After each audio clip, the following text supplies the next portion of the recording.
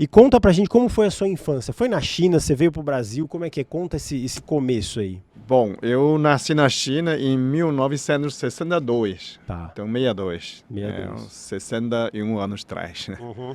Bom, eu nasci na China, na época, a China, aquela época do Mao Zedong, Sim. e antes de abertura, a China abriu para o mundo na época de 80. Então, imagina 60 quando eu nasci até lá, né? Aquela época. A China é muito fechado, então a produção ele é muito pouco. Então o povo fica, a gente vive muito pobre. Tá. Como não tem a interação internacional, então a China é autossuficiente naquela época. Só que hoje importa muito o alimento do Brasil. Naquela época não tinha importação, então tinha a restrição de alimento, você só tinha 7 quilos de alimento por mês. Tinha, além do dinheiro, tinha os tickets para você poder comprar. Se passar isso, você não consegue mais comprar. Não adianta. Dinheiro também é pouco, né? Então, a minha infância, isso que eu sentia muito feliz. Apesar que hoje eu penso é triste, mas é como se fosse um treinamento. Sabe como criança tudo é bom? É. É, eu vivi até uns 5 anos de idade, 6, até 6 anos de idade, é muito protegido, como fosse um... Como minha mãe tinha 4 mulheres, eu sou o único homem, Tá. então a China dá muita importância ao homem. Eu sou o único homem da família, então ficava muito protegida. Minhas 4 irmãs me vigiavam e eu não podia sair de casa. Caramba. Eu fugi 2 vezes. Uma vez eu levantei, né? Dormia no almoço, depois do almoço.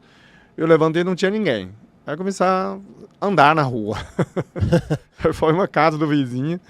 E aí foi lá, uma senhorinha, eu não conheço, né? Mas eles me conhecem. Falaram, pode ficar aqui, se quiser cochilar, dormir aqui. Pode dormir. Aí minha família começou a procurar, gritando meu nome, chegava, brigou com a mulher, falou, como que se leva criança sem avisar, né? Eu lembro dessa primeira fuga. Outra fuga, tinha uma carroça passando na frente da minha casa, aí eu subi atrás. Aí quando o homem chegou a um lugar que fabricava tijolo, ele vai carregar tijolo. Eu falei, onde veio essa criança, essa mulher? De onde você veio? Eu não sabia dizer onde eu moro. Pô, criança nunca sai de casa, né? Não sabe. Ah, mas você sabe seu nome? Eu sei. Ah, família Liu. Então eu sei aonde que você subiu, mais ali. Aí me devolvi e falou, essa é a sua casa? Eu falei, ela. E aí, depois que nasceu meu irmão, a gente tem 8 anos de diferença. Então, quando minha mãe está grávida, nasceu meu irmão, na verdade, 1 ano antes, minha mãe começou a mudar o tratamento. Eu comecei a fugir de casa, comecei a pingar fora, né? Nos bosques, nos rios, né? A gente tem uma turma, a gente saía para pescar, assava peixe no mato mesmo, comia e voltava só na noite. E aí eu apanhava todos os dias. Nossa. Porque minha mãe não deixava a gente sair, né? Só que aí tem a crise. Minha mãe começa a trabalhar, muda de emprego, muda de lugar, começa a ter estresse. E aí começa parece um inferno, né? Eu falo assim. Desculpa te interromper, o doutor Peter. Você tem quantos anos hoje? Hoje eu tenho 61 anos. Não parece, né? Não é para parecer. Uhum. É para ficar mais jovem. Não parece. Legal. E aí, então, a sua infância, há 50 anos atrás, você tinha, sei lá, seus 10 aninhos, é isso?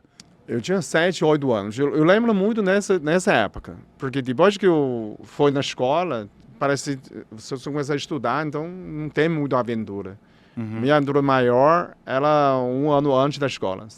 Entre 7 e 8 anos. E era uma região mais rural, mais urbana? Mais rural. Mais rural. É uma cidade, não é mais rural, é uma margem do cidade. A gente vive numa cidade, mas minha casa é uma margem do floresta, como se fosse uma floresta. Uhum. É a última casa, mais para frente tem um lago e já tem um bosque e tem um rio. E onde parece lobos, tem animais silvestres, né? Então, quando eu nasci, né, era perigoso. Quando eu nasci, minha casa não tinha porta ainda. A marceneira atrasou a porta e a janela e eu tinha nascido. Só que era um inverno, né? Tinha neve, o lobo passava, entrava. Só meu pai acendeu uma fogueira para espantar os lobos. O lobo tinha certeza que podia ter comido eu.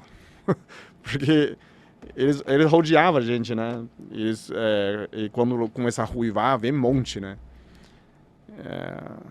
A situação bem crítica. O que você tinha de orientação, digamos, ou filosófica, Religião, ou né? religiosa, ou se tinha alguma crença, ou se não tinha?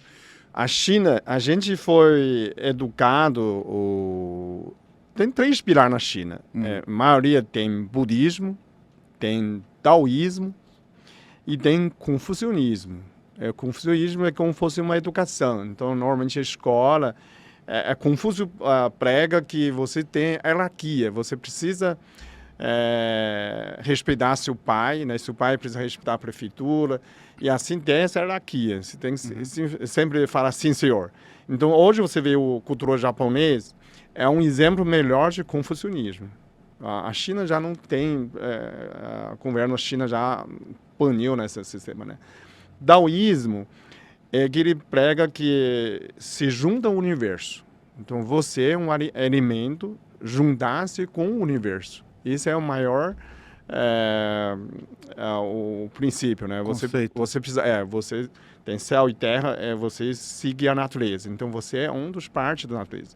Agora, o budismo, ele prega que você acabar com o sofrimento de reencarnação, de venha, volta, se livrar-se uma ascensão individual. Você se torna alguém, não é, inspirado para você mesmo, né? Como você se tornar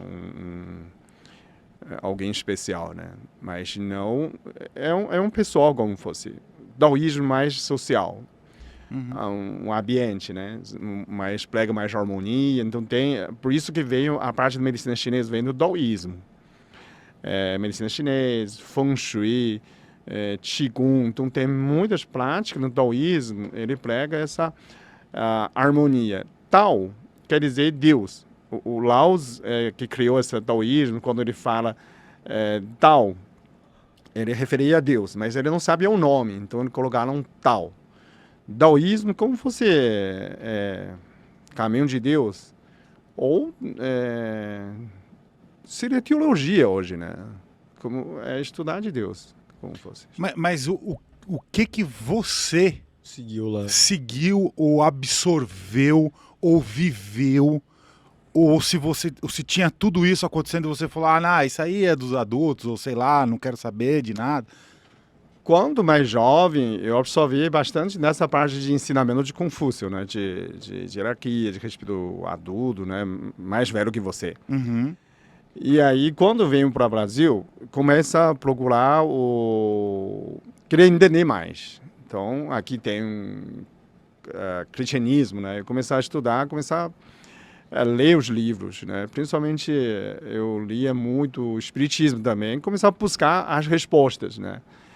Pelo sofrimento, para entender a vida, né? Então, eu se enderecei muito no cristianismo e espiritismo.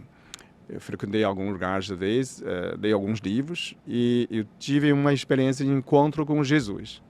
Então, isso me impactou muito. É uma experiência muito legal.